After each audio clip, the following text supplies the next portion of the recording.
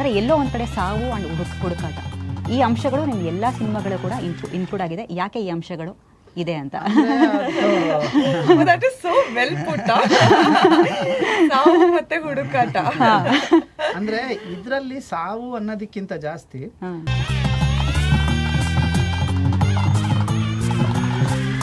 But ಅವರು ನಮ್ಮ picture ಎಲ್ಲ ಮಾಡ್ತಾರ ಅಂತ. ಯಾಕಂದ್ರೆ ಕಮರ್ಷಿಯಲಿ ಸಕ್ಸಸ್ ಆಗಿರೋ ಹೀರೋಯಿನ್ಗಳು ನಮ್ದೇ ಬೇರೆ ತರ ಫಿಲಮ್ ಮೇಕಿಂಗ್ ಪ್ಯಾಟ್ರನ್ ಮಾಡ್ತಾರೆ ಅಂತ ಪರವಾಗಿಲ್ವಾ, ಅದೇ ಮಾಡ್ತಾರೆ ಸರ್ ಒಂದ್ಸರಿ ಕತೆ ಹೇಳ್ತಾರೆ. ನಮಸ್ತೆ ವೀಕ್ಷಕರೇ, ನೀವು ನೋಡ್ತಿದ್ದೀರಾ ಸೌತ್ವುಡ್ ಟಾಕೀಸ್.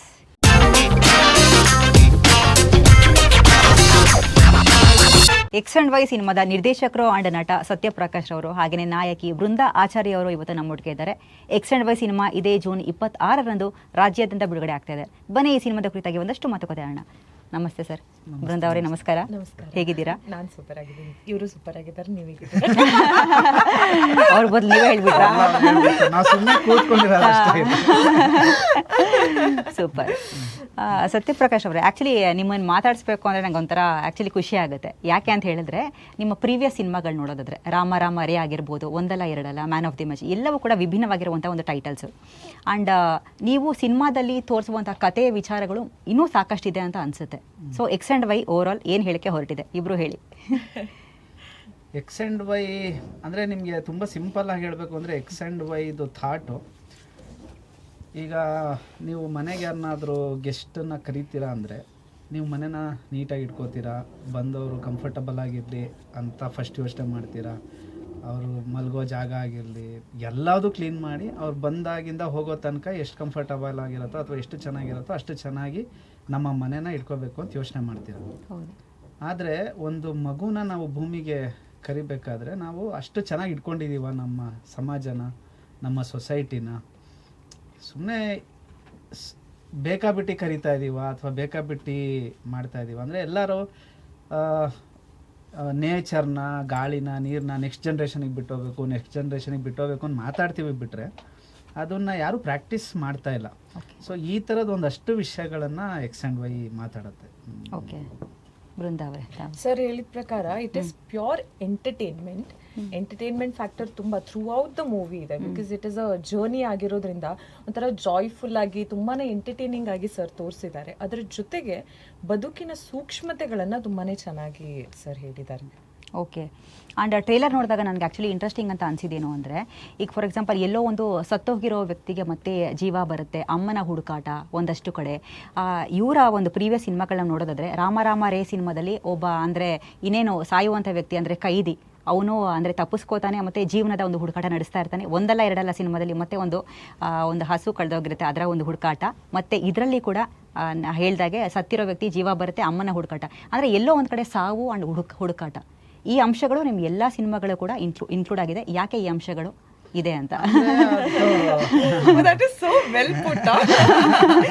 ಸಾವು ಮತ್ತೆ ಹುಡುಕಾಟ ಅಂದ್ರೆ ಇದರಲ್ಲಿ ಸಾವು ಅನ್ನೋದಕ್ಕಿಂತ ಜಾಸ್ತಿ ಇಡೀ ಕತೆ ಒಂದು ಹುಟ್ಟಬೇಕು ಅಂತ ಇರುವ ಆತ್ಮದ ಕತೆ. ಅಂದ್ರೆ ನೀವು ಇಲ್ಲಿ ಇಷ್ಟು ವರ್ಷ ಸಿನಿಮಾಗಳಲ್ಲಿ ಹುಟ್ಟಿ ಸತ್ತೋಗಿರೋನು ದೆವ್ವ ಆಗಿರೋ ಕತೆಗಳು ನೋಡಿರ್ತೀರ, ಸಿನಿಮಾಗಳು ದೆವ್ವ ಆಗಿ ಬರೋ ಅಂತ ಸಿನಿಮಾಗಳು ನೋಡಿರ್ತೀರ, ಅಥವಾ ರೀಇನ್ಕಾರ್ನೇಷನ್ ಸಿನಿಮಾಗಳು ನೋಡಿರ್ತೀರ, ಅಂದರೆ ಪುನರ್ಜನ್ಮದ ಕತೆಗಳು ನೋಡಿರ್ತೀರ. ಆದರೆ ಎಕ್ಸ್ ಆ್ಯಂಡ್ ವೈ ಯಾವ ಥರ ಸ್ಪೆಷಲ್ ಆಗುತ್ತೆ ಅಂದರೆ ಇನ್ನೂ ಹುಟ್ಟಬೇಕು ಅಂತ ಇರೋ ಒಂದು ಆತ್ಮದ ಕತೆ. ಓಕೆ. ಸೊ ಅದು ಭೂಮಿಗೆ ಬರಬೇಕು, ನಾನಿಲ್ಲಿ ಇರಬೇಕು ಅನ್ನೋದನ್ನ ಒಂದು ಫ್ಯಾಂಟಸಿಲಿ ಒಂದು ಹ್ಯೂಮರ್ ಆಗಿ ಹೇಳಿರುವಂಥ ಕತೆ ಎಕ್ಸ್ ಆ್ಯಂಡ್ ವೈ. ಅಂದರೆ ಸಿನಿಮಾ ಅಂದರೆ ಹುಡುಕಾಟ ಅಲ್ವಾ? ಅಂದರೆ ನಮ್ಮಲ್ಲಿರೋ ಏನೋ ಎಷ್ಟೋ ಪ್ರಶ್ನೆಗಳಿಗೆ ಉತ್ತರ ಹುಡುಕ್ತಾ ಇರ್ತೀವಿ, ಅಥವಾ ಅದು ಸರಿನೋ ತಪ್ಪೋ ಗೊತ್ತಾಗ್ತಾ ಇರಲ್ಲ, ಅದೇ ಒಂದು ಆರ್ಟ್ ಫಾರ್ಮ್ ಆಗಿ ಕನ್ವರ್ಟ್ ಆಗಿರುತ್ತೆ. ಸೊ ನೀವು ಹೇಳ್ದಂಗೆ ಎಲ್ಲ ಸಿನಿಮಾಗಳದ್ದು ಒಂದೊಂದು ಹುಡುಕಾಟ ಇರುತ್ತೆ, ಒಂದೊಂದು ಕಥೆಯಲ್ಲಿ ಒಂದೊಂದು ಹುಡುಕಾಟ ಇರುತ್ತೆ. ಸೊ ಎಕ್ಸ್ ಆ್ಯಂಡ್ ವೈ ಅಲ್ಲೂ ಆ ಥರದ್ದು ಒಂದು ಹುಡುಕಾಟ. ಹುಡುಗಿ ಹುಡುಕಾಟ ಅಲ್ಲ, ನೆಕ್ಸ್ಟ್ ಕ್ವೆಶ್ಚನ್ ಕೇಳ್ತಿದ್ರಲ್ಲ, ಹುಡುಗಿ ಹುಡುಕಾಟ 24/7 ನಡೀತಾ ಇರುತ್ತೆ, ಬಟ್ ಏನು ಅಂತ ವರ್ಕೌಟ್ ಆಗಿಲ್ಲ. ಓಕೆ ಬೃಂದವ್ರೆ, ನಿಮ್ಗೆ ಏನು ಅನ್ಸುತ್ತೆ ಲೈಕ್ ಅಂದರೆ ಹಿಸ್ ಥಿಂಕಿಂಗ್? ನೀವು ಹೇಳ್ದಂಗೆ ಸತ್ಯ sir is known for the kind of movies he gives. ಅವ್ರದ್ದು ಪ್ರತಿಯೊಂದು ಮೂವೀಸಲ್ಲೂ ಒಂದು ಟೇಕ್ ಅವೇ ಇರುತ್ತೆ, ಒಂದು ಟೇಕ್ ಅವೇ ಮೆಸೇಜ್ ಇರುತ್ತೆ, ಏನೋ ಒಂದು ಡೀಪ್ ಥಾಟ್ ಇರುತ್ತೆ. ಆ್ಯಂಡ್ ಈ ಸಿನಿಮಾದಲ್ಲೂ ನಿಮ್ಗೆ ಆ ಎಲಿಮೆಂಟ್ ಡೆಫಿನೆಟ್ಲಿ ಸಿಗುತ್ತೆ. ಬಟ್ ನಾನು ಹೇಳ್ದಂಗೆ I feel like X and Y is pure entertainment ಅಂತ ಅನ್ಸುತ್ತೆ ನನಗೆ. ಸಿಕ್ಕಾಪಟ್ಟೆ ನಿಮಗೆ ನನ್ನ 3 ಸಿನಿಮಾಗಳಿಗಿಂತನೂ ಜಾಸ್ತಿ ಎಂಟರ್ಟೈನ್ಮೆಂಟ್ ಇರೋ ಸಿನಿಮಾ ಇದು. ಓಕೆ. ಅಂಡ್ ಆ ಕ್ಯಾರೆಕ್ಟರ್ ಏನ್ ಬರುತ್ತೆ ಅಥರ್ವನ್ ಕ್ಯಾರೆಕ್ಟರ್, ಅಂದ್ರೆ ಆ ಸೋಲ್ ಬಗ್ಗೆ ಸರ್ ಹೇಳಿದ್ರಲ್ಲ, ಅಪ್ಪ ಅಮ್ಮನ್ ಹುಡ್ಕೊಂಡ್ ಬರೋ ಸೋಲು, ಅದು ನಿಮ್ಗೆ ತುಂಬಾನೇ ಅಂದ್ರೆ ಏನ್ ಹೇಳಿ, ಅವನು ಅಪ್ಪ ಅಮ್ಮ ಅಂತ ಹೇಳುವಾಗ ಕನೆಕ್ಟ್ ಆಗುತ್ತೆ. ಅಂಡ್ ಎಲ್ಲೋ ಒಂದ್ ಕಡೆ ಅದು ಫನ್ ಆಗುನು ಅನ್ಸುತ್ತೆ, ನೇನ್ ಹಿಂಗಾಡ್ತಿದ್ದಾನೆ ಅಂತ. ಅಂಡ್ ಸರ್ ಕ್ಯಾರೆಕ್ಟರ್ ಅಂತ ತಗೊಂಡ್ರೆ ಕ್ರೀಡೆ ಕ್ಯಾರೆಕ್ಟರ್, ಅದು ಕೂಡ ಅವರು ಇಷ್ಟು ವರ್ಷ ವೇಟ್ ಮಾಡಿ ತಮಗೋಸ್ಕರ ಬೆಸ್ಟ್ ಕ್ಯಾರೆಕ್ಟರ್ ನ ಬರ್ಕೊಂಡು ಜನರ ಹೃದಯಕ್ಕೆ ಮುಟ್ಬೇಕು. ನನ್ನ ನೆಕ್ಸ್ಟ್ ಕ್ವಶನ್ ಆಕ್ಚುಲಿ ಇದೇ ಇತ್ತು, ಬಿಕಾಸ್ ಏನಕ್ಕಂದ್ರೆ ತಾವ್ ಹೇಳ್ಬಿಡಿ ನಂತರ ಕೇಳ್ತೀನಿ. ಅದೇ ಆ ತರದ ಕ್ಯಾರೆಕ್ಟರ್ ಅವ್ರು ಬರ್ಕೊಂಡಿದ್ದಾರೆ. ಬಿಕಾಸ್ ಅವ್ರ ಪ್ರೆಸೆನ್ಸ್ ಏನೇ ಆನ್ ಸ್ಕ್ರೀನ್ ಅಲ್ಲಿ ನಿಮ್ಗೆ ತುಂಬಾನೇ ಅಂದ್ರೆ ಕ್ಯೂಟ್ ಆಗಿ ತುಂಬಾನೇ ಫನ್ನಿ ಅನ್ಸುತ್ತೆ. ಅವ್ರು ನೋಡೋದೇನೆ ಅದು ತುಂಬಾನೇ ಫನ್ನಿ ಅಂತ ಅನ್ಸುತ್ತೆ. ನಾನು ಆಕ್ಚುಲಿ ಸಾಕಷ್ಟು ಜನ ಮಾತಾಡ್ಸಿದ್ರೆ usually they give the example of ರಾಮರೇ ಯಾರೇ ಅಂದ್ರೆ ಈ ಸಿನಿಮಾ ಎಕ್ಸಾಂಪಲ್ ಕೊಡ್ತಾರೆ. ಬಿಕಾಸ್ ಏನಕ್ಕಂದ್ರೆ ನಾನು ಹೇಳ್ದಂಗೆ ಸೂಕ್ಷ್ಮತೆಗಳನ್ನ ಒಂದಷ್ಟು, ಬಿಕಾಸ್ ಇವಾಗ ನಾವು ನೋಡ್ತಾ ಇರುವಂಥ ಸಾಕಷ್ಟು ಸಿನಿಮಾಗಳಲ್ಲಿ ಸೂಕ್ಷ್ಮತೆಗಳು ಜಾಸ್ತಿ ಫಿಲಮ್ ಮೇಕರ್ಸ್ಗಳು ಕೊಡ್ತಾ ಬಂದಿದ್ದಾರೆ. ಇವಾಗ ಆ ಸಾಲಿನಲ್ಲಿ ನೀವು ಕೂಡ ಇದ್ದೀರಾ. ಆ್ಯಂಡ್ ಇವಾಗ ಬೃಂದಾ ಮ್ಯಾಮ್ ಹೇಳಿದ್ರು ಆ್ಯಕ್ಚುಲಿ, ಅಂದರೆ ನಿಮ್ಗಾಗೆ ಬರ್ಕೊಂಡಿರೋ ಕತೆ ಇದು. ನಾನು ಮತ್ತೆ ನಿಮ್ಮನ್ನು ಕೇಳಬೇಕು, ನಿಮ್ಗಾಗೆ ಬರ್ಕೊಂಡಿರೋ ಕತೆನಾ ಇಲ್ಲಾಂದ್ರೆ ಅಕಸ್ಮಾತಾಗಿ ಬಣ್ಣ ಹಚ್ಚಿದ್ರ ತಾವು? ಹೇಳ್ಬೇಕು. ಹೌದು, ಸತ್ಯ ಹೇಳ್ಬೇಕು. ತಮ್ಮ ಹೆಸರಿನಲ್ಲೇ ಸತ್ಯ ಇದೆ, ಹೇಳಬೇಕು. ನನಗೆ ಯಾವ ಕಾರ್ನರ್ ಆಫ್ ಮೈ ಮೈಂಡ್ ಎಲ್ಲೂ ಇರಲಿಲ್ಲ ನಾನು ಆಕ್ಟಿಂಗ್ ಮಾಡಬೇಕು ಅನ್ನೋದು ಖಂಡಿತ ಇರಲಿಲ್ಲ. ಓಕೆ. ಎಕ್ಸ್ ಅಂಡ್ ವೈ ಕತೆನ ತುಂಬಾ ಜನಕ್ಕೆ ಹೇಳಿದ್ದೆ ನಾನು, ಅಂದ್ರೆ ಬೇರೆ ಆರ್ಟಿಸ್ಟ್ಗಳಿಗೆ ತುಂಬಾ ಜನಕ್ಕೆ ಹೇಳಿದೆ. ಇದ್ರಲ್ಲಿ ಏನಾಗುತ್ತೆ ಅಂದ್ರೆ ಪ್ರೈಮರಿ ಕ್ಯಾರೆಕ್ಟರ್ ಅಂದ್ರೆ ಕತೆಯ ಮೂಲ ಕ್ಯಾರೆಕ್ಟರ್ ಬಂದು ಅಥರ್ವ ಪ್ರಕಾಶ್ ಮತ್ತೆ ಬೃಂದಾ, ಇವ್ರ ಮೇಲೆ ನಡೆಯುವಂಥದ್ದು. ನಮ್ದೆಲ್ಲ ಸ್ವಲ್ಪ ಸೆಕೆಂಡರಿ ಕ್ಯಾರೆಕ್ಟರ್ಸ್. ಸೆಕೆಂಡರಿ ಕ್ಯಾರೆಕ್ಟರ್ ಅಂದ್ರೆ ಇವ್ರದ್ದು ಒಂಥರ ಇವ್ರ ಜೊತೆ ನಿಂತ್ಕೊಳ್ಳುವಂತ ಕ್ಯಾರೆಕ್ಟರ್. ನೀವು ಸಿನಿಮಾ ನೋಡ್ಕೊಂಡು ಬಂದ್ರೆ ತಲೆಯಲ್ಲಿ ಉಳಿಯೋದು ಅಥರ್ವನ್ ಕ್ಯಾರೆಕ್ಟರ್ ಮತ್ತೆ ಬೃಂದಾ ಕ್ಯಾರೆಕ್ಟರ್. ನಿಜವಲ್ಲೂ ಅದ್ಭುತವಾಗಿ ಪರ್ಫಾರ್ಮ್ ಮಾಡಿದ್ದಾರೆ ಇವರಿಬ್ರು. ಅಯ್ಯನ್ ಅವರು ತುಂಬಾ ಚೆನ್ನಾಗಿ ಪರ್ಫಾರ್ಮ್ ಮಾಡಿದ್ದಾರೆ. ಆಮೇಲೆ ಎಲ್ಲರೂ ಅಂದ್ರೆ ಇರೋರೆಲ್ಲ ಇನ್ನೇನು Sundar sir, Veena madam, Harini madam, Doddanna sir, ಇವರೆಲ್ಲ ಮಾತಾಡೋಂಗೆ ಇಲ್ಲ ಎಲ್ಲ ಇದು. ಸೊ ನನ್ನ ಕ್ಯಾರೆಕ್ಟರ್ನ ನಾನು ತುಂಬಾ ಜನ ಕೇಳಿದೆ ಈ ಪಾತ್ರ ಮಾಡ್ತೀರಾ ಅಂತ. ಬಟ್ ಕತೆ ಕೇಳಿದವ್ರಿಗೆಲ್ಲರಿಗೂ ನಾನು ಅಥರ್ವನ್ ಕ್ಯಾರೆಕ್ಟರ್ ಆದ್ರೆ ಮಾಡ್ತೀನಿ, ಯಾಕಂದ್ರೆ ಅದು ಸೆಂಟರ್ ಕ್ಯಾರೆಕ್ಟರ್. ಬಟ್ ನನಗೇನು ಫಿಕ್ಸ್ ಇತ್ತು ಅಂದ್ರೆ ನನಗೆ ಆ ಕ್ಯಾರೆಕ್ಟರ್ ಯಾರು ಮಾಡ್ತಾರೆ ಅವನು ತುಂಬಾ ಇನ್ನೋಸೆಂಟ್ ಆಗಿ ಕಾಣಬೇಕು, ಅವ್ನು ನಕ್ಕಿದ್ರೆ ತುಂಬ ಇನ್ನೋಸೆಂಟಾಗಿ ಕಾಣಿಸ್ಬೇಕು, ಅದು ಮೇಡ್ ಅನ್ನಿಸ್ಬಾರ್ದು ಅನ್ನೋದು ತುಂಬ ಕ್ಲಾರಿಟಿ ಇತ್ತು. ಸೊ ಅದಕ್ಕೆ ಆ ಕ್ಯಾರೆಕ್ಟರ್ನ ಅಥರ್ವ ಅಂತ ಫಿಕ್ಸ್ ಆಗಿಬಿಟ್ಟಿದ್ದೆ ನಾನು. ಅಂದರೆ ಯಾರು ಬಂದರೂ ಇವನ್ ಕೆಲ ಮಾಡಿಸ್ಬೇಕು, ಈ ಕ್ಯಾರೆಕ್ಟ್ರಿಗೆ ಬೇರೆಯವ್ರನ್ನ ಹುಡ್ಕೋಣ ಅಂತ ತುಂಬ ಟ್ರೈ ಮಾಡ್ತಾ ಇದ್ದೆ. ಬಟ್ ಎಲ್ಲರಿಗೂ ಆ ಕ್ಯಾರೆಕ್ಟರ್ ಮಾಡಬೇಕು ಅಂತಾನೆ ಆಸೆ ಇದ್ದಿದ್ದು.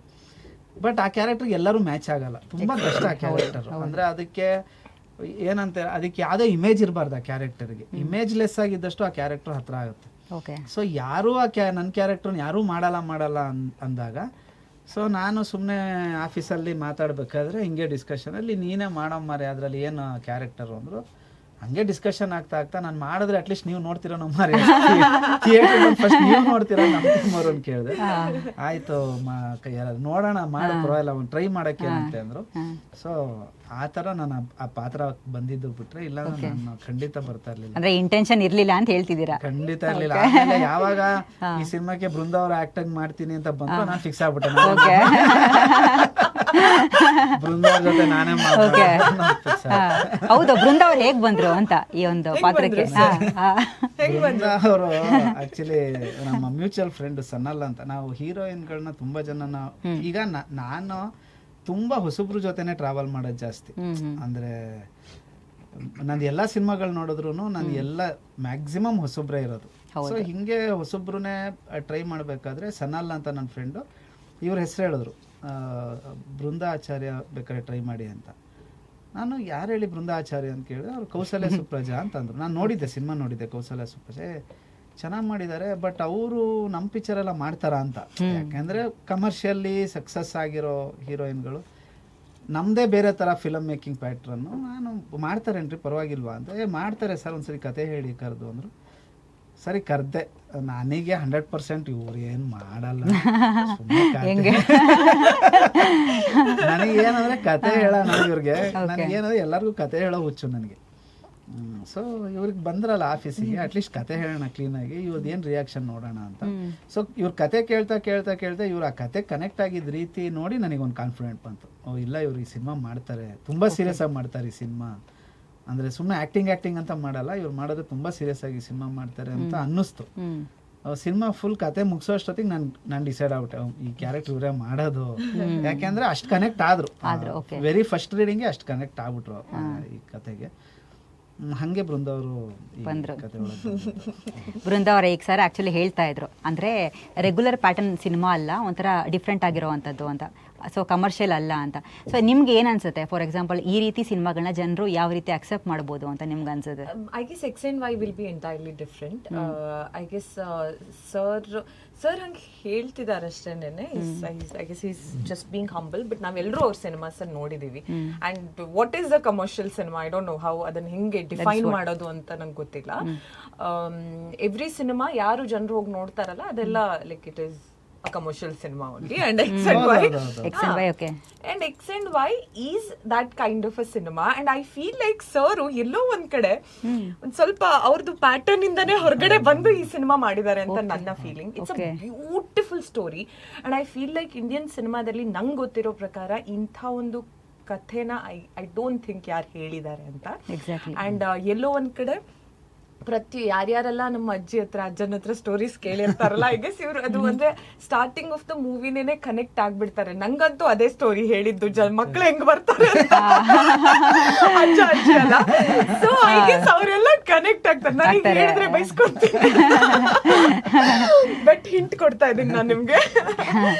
ನಾವು ಮುಂಚೆ ಅಂದ್ರೆ ಒನ್ ಲೈನ್ ಅವ್ರು ಹೇಳ್ಬಿಡಿ ಏನ್ ಹೇಳಿದ್ರು ಸರ್ ಅಂತ, ಅದನ್ನ ಹೇಳಕ್ ಆಗಲ್ಲ actually. Okay, I guess that is ಅಂದ್ರೆ that is what is the soul of the movie. ಅಂದ್ರೆ ಅದು ಅಲ್ಲಿಂದನೇ ಅದು ಬೇರು, ನಮ್ಮ ಚಿತ್ರದ ಬೇರದು. ಅದ್ರ ನಂತರ ಅದು ಹೇಗೆ ಮರ ಆಗಿದೆ ಅಂತ ನೀವು ಪೂರ್ತಿ ಮೂವಿ ನೋಡ್ಬೇಕು. ವಾ, ಏನು ಹೇಳಿದೆ ಸರ್ ನಾನು. So it's a beautiful story. So X and Y ಅಲ್ಲಿ ಐ ಗೆಸ್ ಎಲ್ಲ ಜನರೇಷನ್ಸ್ ಬಂದು ನೋಡುವಂತ ಸಿನಿಮಾ ಇದು, ಅಂಡ್ ತುಂಬಾನೇ ಎಂಟರ್ಟೈನಿಂಗ್ ಆದಂತ ಸಿನಿಮಾ. ಅಂಡ್ ಸಿಕ್ಕಾಪಟ್ಟೆ ಮಜಾ ಮಾಡ್ತಾರೆ ಜನ. ಆಮೇಲೆ ಈ ಎಕ್ಸ್ ಅಂಡ್ ವೈ ಕ್ರೋಮೋಸೋಮ್ ಅಂತ ಹೆಸರು ನೋಡಿದ ತಕ್ಷಣ ಎಷ್ಟೊಂದ್ ಜನ ಕದಿದೆ ಸೈನ್ಸ್ ಫಿಕ್ಷನ್, ಬಯಾಲಜಿಕಲ್ ಇದೆ, ಅದೆಲ್ಲ ಏನಿಲ್ಲ actually. Cinema very simple story. ಆಮೇಲೆ ಎಲ್ಲಾರ್ಗೂ ಕನೆಕ್ಟ್ ಆಗುವಂತ ಕತೆ. ಅಂದ್ರೆ ನಿಮಗೆ ಹ್ಯೂಮನ್ ರಿಲೇಶನ್ಶಿಪ್ ಕಥೆಗಳಿದೆಯಲ್ಲ, ಅದು ತುಂಬಾ ಕನೆಕ್ಟ್ ಆಗುತ್ತೆ. ಅದೊಂದು ತುಂಬಾ ಬೇರೆ ತರ ತುಂಬಾ ಮಜವಾಗಿ ಹೇಳಿರುವಂತ ಸಿನಿಮಾ ಎಕ್ಸ್ ಅಂಡ್ ವೈ. ಅದೇ ಎಕ್ಸ್ ಅಂಡ್ ವೈ ಅಂದ್ರೆ ಆಲ್ಜಿಬ್ರಾದಲ್ಲೂ ಬರುತ್ತೆ, ಎಕ್ಸ್ ಆಕ್ಸಿಸ್ ವೈ ಆಕ್ಸಿಸ್ ಅಂತ ಒಂದು ಗ್ರಾಫ್ನಲ್ಲೂ ಬರುತ್ತೆ. And again X and Y reproduction process ನಾವು ತಗೊಳ್ಳೋದಾದ್ರೆ ಒಂದು ಅರ್ಥ ಕೊಡುತ್ತೆ. ಅದಕ್ಕೆ ನಾನು ಕೇಳಿದ್ದು ಟೈಟಲ್ ಬಗ್ಗೆ, ಬಿಕಾಸ್ ಈಗ ಆಕ್ಚುಲಿ ನಾವು ನೋಡೋದಾದ್ರೆ ಕೆಲವೊಂದು ಸಿನಿಮಾಗಳ ಟೈಟಲ್ ತುಂಬಾ ಚೆನ್ನಾಗಿರುತ್ತೆ, ಅದರಲ್ಲಿರುವಂಥ ಕಾಂಟೆಂಟು ಅಷ್ಟಕ್ಕಷ್ಟೇ ಇರುತ್ತೆ. ಇನ್ನು ಕೆಲವೊಂದು ಸಿನಿಮಾಗಳು ಟೈಟಲ್ಲೂ ಚೆನ್ನಾಗಿರುತ್ತೆ, ಕಾಂಟೆಂಟು ಚೆನ್ನಾಗಿರುತ್ತೆ. ಅಂಡ್ ಸತ್ಯ ಸರ್ ಬಗ್ಗೆ ಆಕ್ಚುಲಿ ಹೇಳೋದು ಬೇಡ, ಅವರು 3 ಸಿನಿಮಾಗಳು ಕೂಡ ಆಕ್ಚುಲಿ ಪ್ರೂವ್ ಮಾಡಿದೆ. ಇನ್ನೇನಾದ್ರೂ ಒಂದು ಅಂಶ ಹೇಳ್ಬೋದಾ ಎಕ್ಸ್ ಅಂಡ್ ವೈ ಬಗ್ಗೆ? And that actually that poster ತುಂಬಾ ಇಂಟ್ರೆಸ್ಟಿಂಗ್ ಆಗಿದೆ.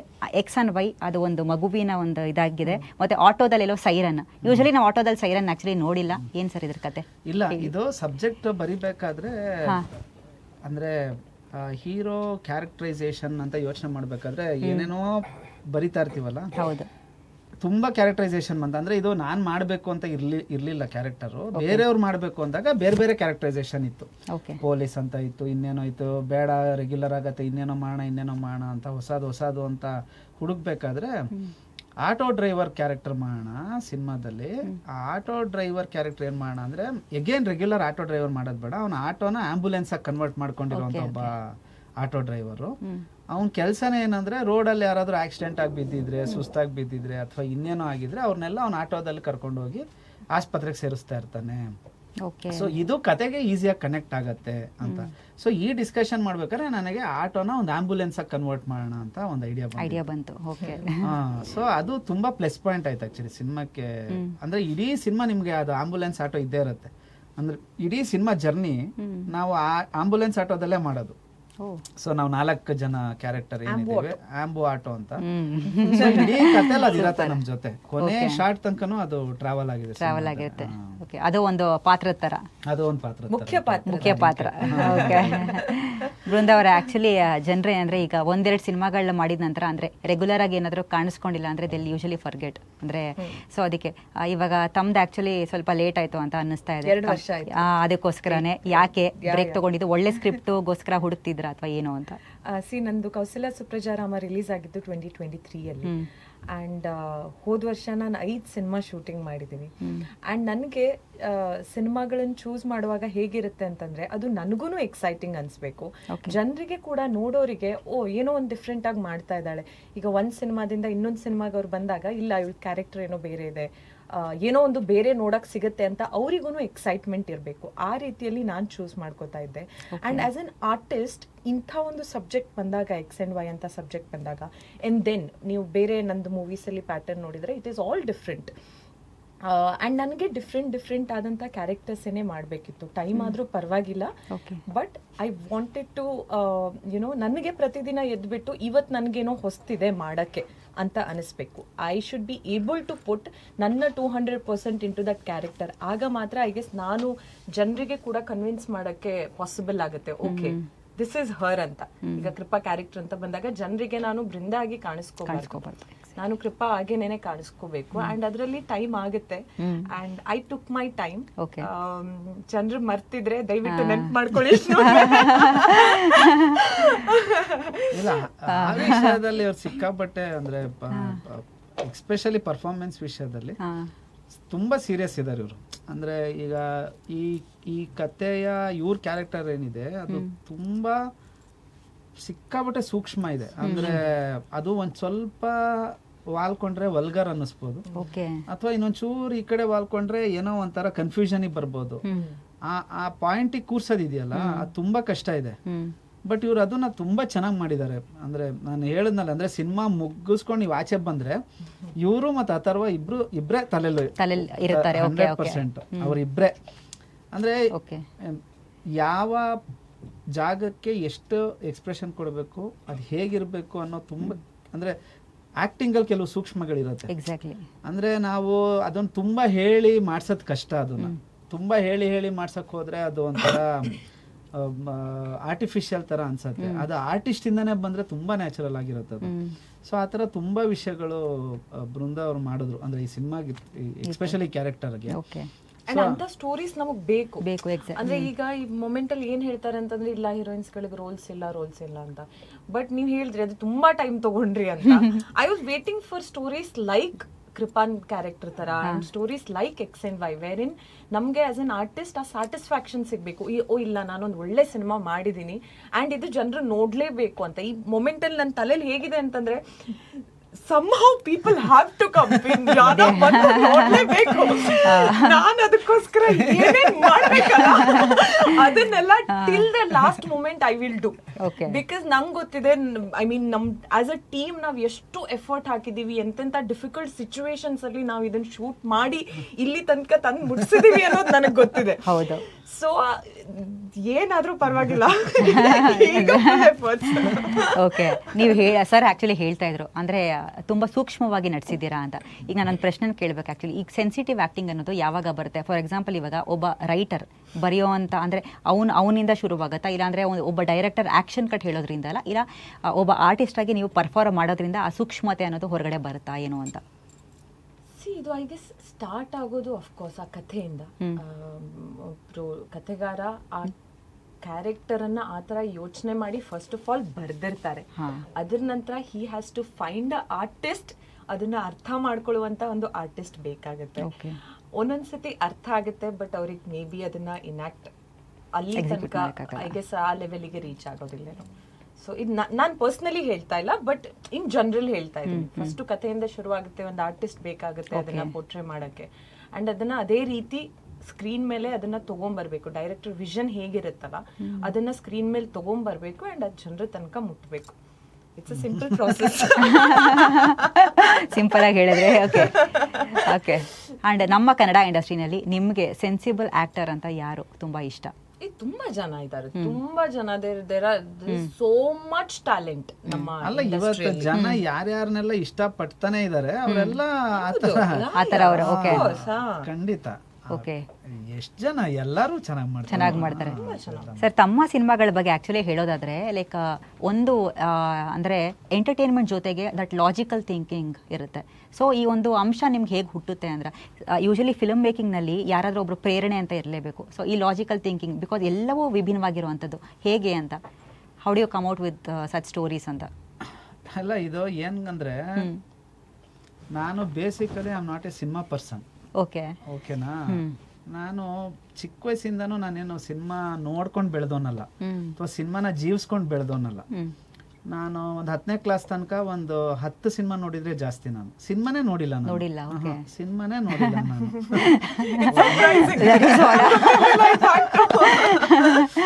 ಓಕೆನಾ? ಯಾವುದೋ ಒಂದು ಮೂಮೆಂಟಲ್ಲಿ ನಾನು ಆ್ಯಕ್ಚುಲಿ ಕ್ರಿಕೆಟ್ ಪ್ಲೇಯರ್ ಆಗ್ತೀನಿ ಅಂತ ಅನ್ಕೊಂಡ್ಬಿಟ್ಟಿದ್ದೆ ಲೈಫಲ್ಲಿ. ನನಗೆ ಕ್ರಿಕೆಟ್ ಬಿಟ್ಟರೆ ನನ್ನ ತಲೆಯಲ್ಲಿ ಇನ್ನೇನೂ ಇರಲಿಲ್ಲ. ಸೊ ನೀನು ಏನಾಗ್ತೀಯ ದೊಡ್ಡ ಆಮೇಲೆ ಕ್ರಿಕೆಟರ್ ಆಗುತ್ತೆ ಅಷ್ಟೇ ಇದ್ದಿದ್ದು, ಅಷ್ಟು ಫಿಕ್ಸ್ ಆಗ್ಬಿಟ್ಟಿದ್ದೆ ನಾನು ಕ್ರಿಕೆಟ್ ಪ್ಲೇಯರ್ ಆಗೋದು ಅಂತ. ಆಮೇಲೆ ನನಗೆ ಯಾವುದೋ ಒಂದು ಗ್ಯಾಪ್ ಸಿಗತ್ತೆ, ಒಂದು ವರ್ಷ ಗ್ಯಾಪ್ ಸಿಗತ್ತೆ. ಆ 1 ವರ್ಷದಲ್ಲಿ ನಾನು ಖಾಲಿ ಕೂತಿರ್ತೀನಿ. ಆವಾಗ ಒಂದಷ್ಟು ಪುಸ್ತಕಗಳು ಓದ್ತೀನಿ 1 ವರ್ಷ ಗ್ಯಾಪಲ್ಲಿ. ಅಂದರೆ ನಮ್ಮ ತಂದೆ ಫೆರೋಷಿಯಸ್ ರೀಡರು, ತುಂಬ ಓದೋರು ನಮ್ಮ ತಂದೆ. ನಮ್ಮದು ಒಂದು ಅಂಗಡಿ ಇತ್ತು, ಪೂರ್ಣಿಮಾ ಕಾಫಿ ಸಪ್ಲೈಸ್ ಅಂತ. ಆ ಅಂಗಡಿಲಿ ಕೂತ್ಕೊಂಡು, ಆವಾಗ ನಮ್ಮದು ಬಿಸ್ನೆಸ್ಸು ಡೌನ್ ಆಗಿಬಿಟ್ಟಿತ್ತು. ಕಾಫಿ ಇದೆಲ್ಲ ಓಪನ್ ಮಾರ್ಕೆಟ್ ಆಗಿ ಬಿಸ್ನೆಸ್ ಎಲ್ಲ ಡೌನ್ ಆಗಿತ್ತು. ಅಂಗಡಿಲಿ ಕೂತ್ಕೊಂಡು ಏನು ಕೆಲಸ ಇರ್ತಾ ಇರಲಿಲ್ಲ. ಆ್ಯಕ್ಚುಲಿ ನಂದು PUC ಹೋಗ್ಬಿಟ್ಟಿತ್ತು. ಸೊ ಅಂಗಡಿಲಿ ಕೂತ್ಕೊಂಡು ಓದೋದಷ್ಟೇ, ಸಿಕ್ಕಿದ್ದೆಲ್ಲ ಓದೋಕ್ಕೆ ಸ್ಟಾರ್ಟ್ ಮಾಡಿದೆ. ಆವಾಗ ಆ 1 ವರ್ಷ ನಾನು ಏನು ಓದೋಕ್ಕೆ ಸ್ಟಾರ್ಟ್ ಮಾಡಿದೆ, ಮೋಸ್ಟ್ಲಿ ಆಗ ನಂದು ಟ್ರಾನ್ಸ್ಫಾರ್ಮೇಷನ್ ಅನಿಸುತ್ತೆ. ಅಂದರೆ ನಾನು ಯೋಚನೆ ಮಾಡೋ ರೀತಿ, ನಾನು ಸೊಸೈಟಿ ನೋಡೋ ರೀತಿ, ನಾನು ಜನನ ನೋಡೋ ರೀತಿ, ಆಮೇಲೆ ನನ್ನೊಳಗಡೆನೆ ಒಂದಷ್ಟು ಕ್ವಶನ್ಗಳು, ನನ್ನೊಳಗಡೆ ಒಂದಷ್ಟು ಆನ್ಸರ್ಗಳು, ಅದೆಲ್ಲ ಮೋಸ್ಟ್ಲಿ ಆ 1 ಇಯರಲ್ಲಿ ನಾನು ಹಿಂಗಿದ್ದೋನು. ಅಂದರೆ ಟೇಬಲ್ ಟರ್ನ್ ಅಂತಾರಲ್ಲ, ಮೋಸ್ಟ್ಲಿ ಆ ಥರ ಆಗಿದ್ದು ಅಲ್ಲಿ ನಮ್ಮ ಅಂಗಡಿಲಿ ಅಲ್ಲಿ ಜ್ಞಾನೋದಯ ಆಗಿದ್ದು ಅನ್ಸತ್ತೆ. ಜ್ಞಾನೋದಯ ಆಗಿದ್ದು ಅನ್ಸತ್ತೆ ನನಗೆ. ಅದು ಪ್ಲಸ್ ಪಾಯಿಂಟ್ ಏನಾಯ್ತು ಅಂದರೆ, ನಾನು ಒಂದು ಜಾನರು ಅಥವಾ ಒಂದು ಫಾರ್ಮು ಆ ಥರ ನಾನು ಫಿಕ್ಸ್ ಆಗಲಿಲ್ಲ. ನಾನು ಸಿಕ್ಕಿದ್ದೆಲ್ಲ ಓದ್ತಾ ಇದ್ದೆ. ಯಾವಾಗ ನಿಮಗೆ ಜಾಸ್ತಿ ಇನ್ಪುಟ್ ಹೋಗತ್ತೋ ತಲೆ ಒಳಗಡೆ, ಔಟ್ಪುಟ್ಟು ಅಷ್ಟೇ ವಾಪಸ್ ಬರುತ್ತೆ. ದಬ್ಬ ನಾವು ಎಷ್ಟು ತಿಂತೀವೋ ಅಷ್ಟೇ ಸಿಕ್ಕಾಪಟ್ಟೆ ಓದಕ್ಕೆ ಸ್ಟಾರ್ಟ್ ಮಾಡಿದ್ನಲ್ಲ, ಅಲ್ಲಿಂದ ನನಗೆ ನಾನು ಯೋಚನೆ ಈ ಥರನೂ ಮಾಡ್ಬೋದು, ಈ ಥರನೂ ಯೋಚನೆ ಮಾಡ್ಬೋದು, ಆ ಥರನೂ ಯೋಚನೆ ಮಾಡ್ಬೋದು ಅಂತ ಯೋಚನೆ ಮಾಡೋ ಸ್ಟಾರ್ಟ್ ಆಯಿತು. ಇದ್ರ ಮೇಲೆ ಮೀರಿ ನನಗೆ ಸಿನಿಮಾದಲ್ಲಿ ನನ್ನ ಆಲ್ ಟೈಮ್ ಫೇವ್ರೇಟ್ ಡೈರೆಕ್ಟರ್ ಅಂದರೆ ಚಾರ್ಲಿ ಚಾಪ್ಲಿನ್. ನಾನು ಪ್ರತಿದಿನ ಚಾಪ್ಲಿನ್ದು ಸುಮ್ಮನೆನಾದ್ರೂ ಒಂದು 10 ನಿಮಿಷ ವಿಡಿಯೋ ನೋಡಿದಲ್ಲೇ ನನಗೆ ಆಗೋದೇ ಇಲ್ಲ. ನನಗೆ ಭಾರಿ ಇಷ್ಟ ಚಾಪ್ಲಿನ್. ಅಂದ್ರೆ ಜೀವನದ ಭಾರಿ ದೊಡ್ಡ ದೊಡ್ಡ ವಿಷಯಗಳನ್ನ ಮಾತು ಆಡ್ದಲೆ ಸಿಕ್ಕಾಪಟ್ಟೆ ಸಿಂಪಲ್ ಆಗಿ ಎಲ್ಲರಿಗೂ ಅರ್ಥ ಆಗೋ ಥರ, ಮಕ್ಕಳಿಗೂ ಅರ್ಥ ಆಗೋ ಥರ ಎಷ್ಟು ಚೆನ್ನಾಗಿ ಪೋರ್ಟ್ರೇ ಮಾಡೋರು ಕ್ಯಾಮ್ರಾದಲ್ಲಿ. ಅಂದರೆ ಇವತ್ತು ನನ್ನ ಪ್ರಕಾರ ನಾವೇನು ಸಿನಿಮಾ ಮಾಡ್ತಾ ಇದ್ದೇವೆ ಅವೆಲ್ಲ ಚಾಪ್ಲಿನ್ ಮಾಡಿಬಿಟ್ಟು ಹೋಗಿರೋ ವಿಷಯಗಳು. ಅಂದರೆ ನೀವು ಪ್ರೀತಿ ತಗೊಳ್ಳಿ, ದ್ವೇಷ ತಗೊಳ್ಳಿ, ಅಥವಾ ಬಡತನ ತಗೊಳ್ಳಿ, ಅದರದ್ದು ಪೀಕ್ ಅಂತಾರಲ್ಲ, ಆ ಪೀಕ್ನ ಟಚ್ ಮಾಡಿಬಿಟ್ಟಿದ್ದಾರೆ ಅವರು.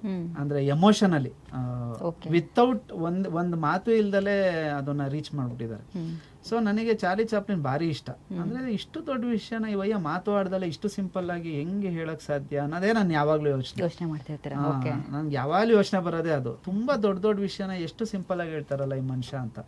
ಸೊ ಆ ಥರ ಯೋಚನೆಗಳು ಮಾಡ್ತಾ ಮಾಡ್ತಾ ಮಾಡ್ತಾ ಮೋಸ್ಟ್ಲಿ ನನ್ನ ಸಬ್ಜೆಕ್ಟ್ಗಳಲ್ಲಿ ಅದು ಕಾಣಿಸಿರ್ಬೋದು, ಅದು ರೆಪ್ಲಿಕಾ ಆಗಿರ್ಬೋದು ಅದು. ಓಕೆ, ಇವಾಗ ಡೈರೆಕ್ಟರ್ ಬಗ್ಗೆ ಹೇಳಿದೆ, ರೈಟರ್ ಯಾರು ಇಷ್ಟ ನಿಮಗೆ? ಯಾವ ರೈಟಿಂಗ್ಸ್ ಅಂದರೆ ಯಾವ ರೈಟರ್ದು ತುಂಬ ಇಷ್ಟ ಆಗುತ್ತೆ ರೈಟಿಂಗ್ಸ್? ನನಗೆ ಬೀಚಿ ಸಿಕ್ಕಾಪಟ್ಟೆ ಇಷ್ಟ. ಓಕೆ, ನಾನು ಸಿಕ್ಕಾಪಟ್ಟೆ ಓದ್ತೀನಿ ಬೀಚಿನ. ಅದು ಬಿಟ್ಟರೆ ನನಗೆ RK ನಾರಾಯಣ್ ಅವ್ರದ್ದು ಕಾರ್ಟೂನ್ಸ್ ಇಷ್ಟ. ಆಮೇಲೆ ತಾರಾಸು ಅವ್ರದ್ದು ಕಾದಂಬರಿಗಳು ಇಷ್ಟ. ಆಮೇಲೆ ತುಂಬಾ ಜನ ಇದ್ದಾರೆ ನೀವು ಹಂಗೆ, ಪೂರ್ಣಚಂದ್ರ ತೇಜಸ್ವಿ, ದಾರಾ ಬೇಂದ್ರೆ ಮತ್ತೆ ಶಿವರುದ್ರಪ್ಪ ಅವ್ರದ್ದು ಆಲ್ ಟೈಮ್ ಫೇವ್ರೇಟು ನನಗೆ ಅವರು ಕವಿತೆಗಳು. ಹಿಂಗೆ ಏನು ನಾನು ಹೇಳದ್ನಲ್ಲ, ನನಗೆ ಒಂದು ಜಾನರ್ ಅಂತ ಇಲ್ಲ. ಬಟ್ ಬೀಚಿ ಅಂದರೆ ಇಂಗ್ಲೀಷಲ್ಲಿ ಅಥವಾ ಬೇರೆ ಭಾಷೆಗಳಲ್ಲಿ ಇರೋಂಥ ಒಂದು ಸಟೈರ್ ಅಂತೀವಲ್ಲ ನಾವು, ಕಾಮಿಡಿನ ಅಥವಾ ಒಂದು ತುಂಬಾ ದೊಡ್ಡ ದೊಡ್ಡ ವಿಷಯನ ಕಾಮಿಡಿಲಿ ಹೇಳೋದು, ಅದು ಕನ್ನಡದಲ್ಲಿ ಕಮ್ಮಿ. ಅಂದ್ರೆ ಆ ಬೀಚಿಂದ ನಾನು ನೋಡಿದ್ದು, ಅಂದ್ರೆ ಏನ್ ಇಷ್ಟು ಸಿಂಪಲ್ ಆಗಿ ಬರ್ದು ಬಿಸಾಕ್ತಾರಲ್ಲ ಇವ್ರು ಏನ್ ಬೇಕಾದ್ರೂ ಅಂತ. ಸೊ ನಂಗೆ ಬೀಚಿ ಭಾರಿ ಇಷ್ಟ. 1-2 ಸಾಲ ಯಾವ್ದಾದ್ರು ಹೇಳ್ಬೋದಾ? ಏನು ಕವಿತೆ ಆಗಿರ್ಬೋದು, ಏನಾದರೂ ಆಗಿರ್ಬೋದು. Lines most favourite. Yeah, most favourite lines ಎಷ್ಟೊಂದು ಇದೆಯಲ್ಲ, ಹೆಂಗೆ ನಾನು ಅದನ್ನ ನಾನು ಬೃಂದ ಅವ್ರ ಹತ್ರ ಮಾತಾಡ್ತಾ ಇರ್ತೀನಿ, ಥಿಂಕ್ ಮಾಡ್ತಾ ಇರಿ, ನಂತರ ಹೇಳಿ. ಬೃಂದ ಅವರೇ, ನೀವು ಇಂಡಸ್ಟ್ರಿಗೆ ಬರಬೇಕು ಅಂತ ಯಾಕೆ ಅನ್ನಿಸ್ತು? ಮುಂಚೆಯಿಂದನೂ ಪ್ಯಾಷನ್ ಇತ್ತಾ, ಹೇಗೆ ಅಂತ? ಇದು ತುಂಬಾ ಹಿಂದೆ ಹೋಯ್ತು. ಓಕೆ, ಹೇಗ್ ಅನಿಸ್ತು ಅಂತಂದ್ರೆ, ನಾನು ಚಿಕ್ಕ ವಯಸ್ಸಿಂದ ಡ್ಯಾನ್ಸ್ ಮಾಡ್ತಾ ಇದ್ದೆ. ನಂಗೆ ಡ್ಯಾನ್ಸ್ ಅಂತಂದ್ರೆ ತುಂಬಾನೇ ಇಷ್ಟ ಆಗಿತ್ತು. ಅಂಡ್ ನಾನು ಸ್ಟೇಜ್ ಮೇಲೆ ಇರ್ತ, ಲೈಕ್ ಸ್ಕೂಲ್ ಕಾಲೇಜಸ್ ಅಲ್ಲಿ ಆಗುತ್ತಲ್ಲ, ಯಾರಾದ್ರೂ ಒಬ್ರು ಡ್ಯಾನ್ಸರ್ ಇದ್ದಾಳೆ ಅಂತಂದ್ರೆ ಓಕೆ, ಅವಳ ಹತ್ರನೇ ಡ್ಯಾನ್ಸ್ ಮಾಡ್ಸೋದು ಅಂತ. ಸೊ ಏನೇ ಫಂಕ್ಷನ್ ಬಂದ್ರು, ಏನೇ ಇವೆಂಟ್ ಇದ್ರು, ಯಾರು ಬಂದ್ರು ಕಾಲೇಜಿಗೆ, ಯಾರು ಹೋಗ್ತಾ ಇದ್ರು, ನನ್ ಡ್ಯಾನ್ಸ್ ಇರ್ತಾ ಇತ್ತು. ಸೊ ಅಲ್ಲಿ ಐ ಗೆಸ್ ನನ್ನ friends were the main culprit ಅಲ್ಲ, ಅಂದ್ರೆ